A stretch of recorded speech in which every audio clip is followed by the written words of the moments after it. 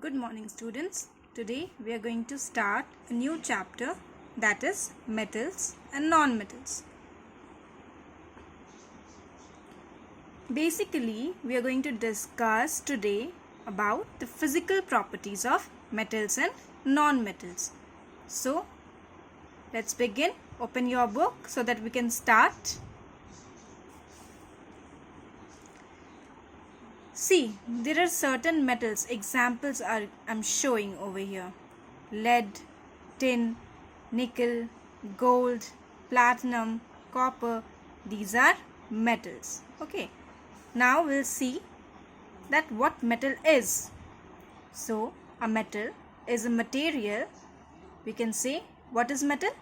It is an element, compound, or we can say alloy that is typically hard. It is opaque, shiny, and has good electrical and thermal conductivity. Metals are generally malleable, that is, they can be hammered or pressed permanently out of shape without breaking or cracking, as well as it is fusible. Fusible means what? Able to be fused or melted. And it is ductile. Ductile means what? Able to be drawn out into a thin wire. It is malleable also. Malleable means what? Able to be beaten into thin sheets. Now, about 91 of the 118 elements in the periodic table are metals. Some elements appear in both metallic and non-metallic forms. Example I shown you just now: gold, silver, iron, copper, etc. Now let's see some of the examples of non-metals.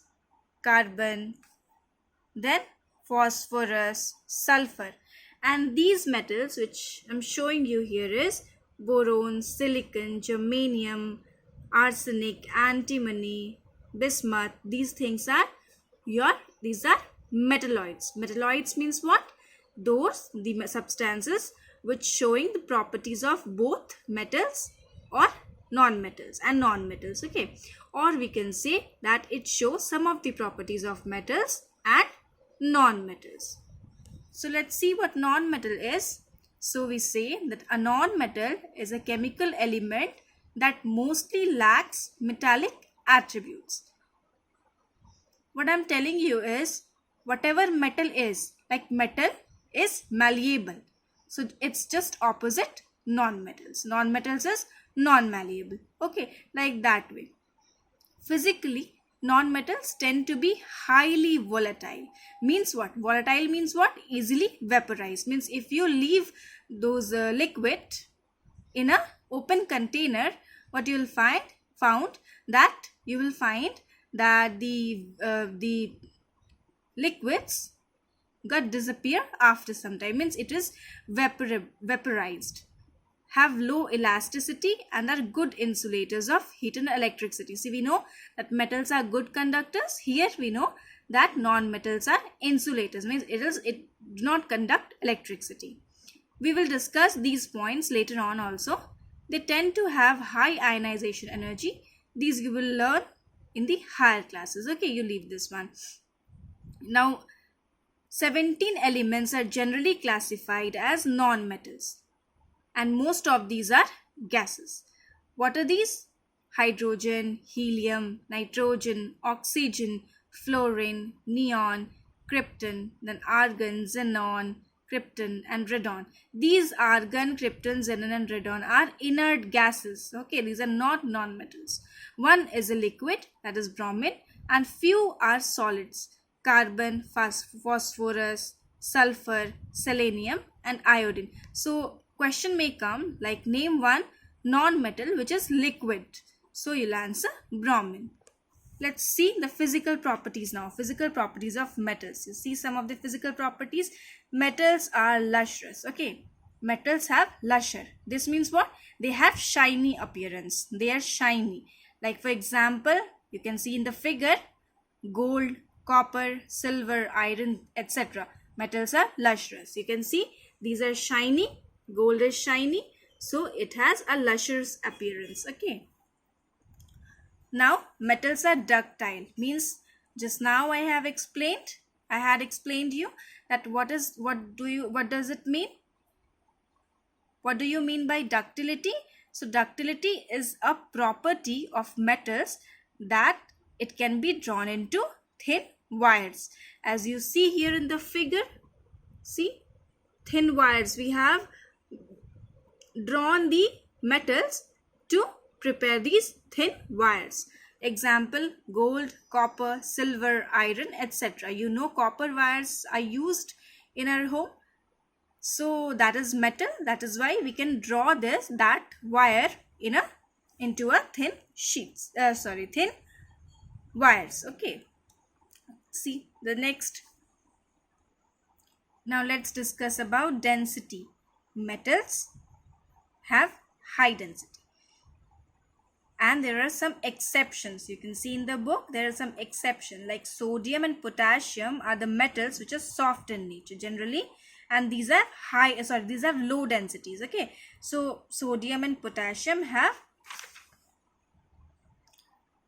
low density. Sodium and potassium have low density, but basically what we are talking about is metals are generally having high density. Okay, like for example, iron, copper, gold, etc. Density means what? You can see here, density means metals have high density because there is little empty space between the atoms.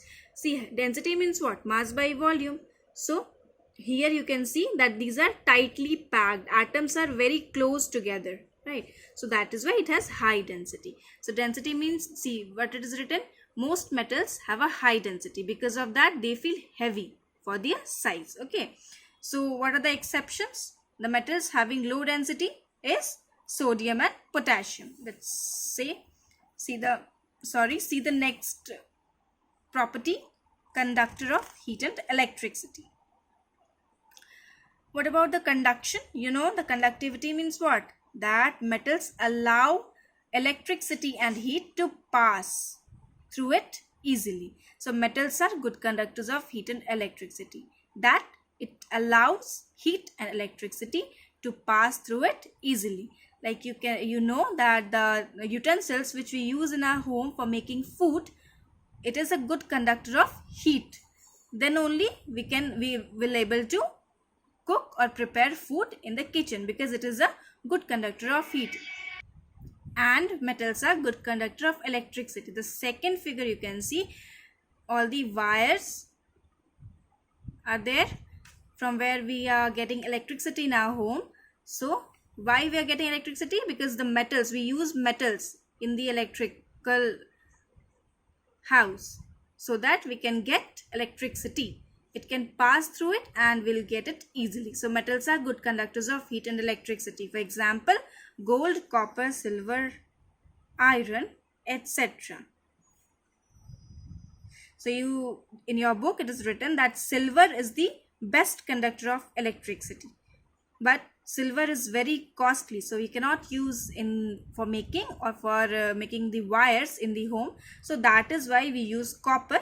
Copper is the next best conductor of electricity, which is not that much expensive, so we can use copper. So we are using copper in our home for making wires. Okay, the next property is sonorous. Sonorous means what?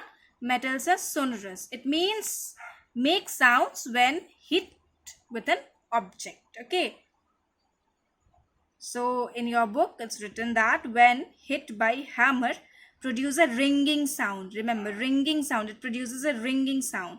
That is why metals are used for making bells and wires for musical instrument. As you can see, I have shown you two examples here. Example, bells and strings of guitar. Okay, that is why we use metal, because it is sonorous. Let's see now the next property, physical property, hardness and softness. So generally metals are hard. We cannot say that metals are soft. Metals are generally hard, right? Because in density also we have seen that all the atoms, all the particles in the metals are closely packed, right? They are together. So metals are hard. So metals are generally hard in nature. Example is given, that is iron, copper, gold, etc. But there are two metals, there are some exceptions, the metals which are soft, which we can cut with knife. Okay, so what are those metals? There are two metals, that are sodium and potassium. Those two metals we can cut them with knife. So generally metals are hard, but there are some exceptions. Exception is which one? Sodium and potassium. Next property is malleability. Malleability means what? Malleability is a property, that is, they can be beaten, means the metals can be beaten into thin sheets with hammer. For example, you can see iron, copper, gold, aluminium, etc. Here the two examples are given. This is the aluminium foil we use in home for wrapping food,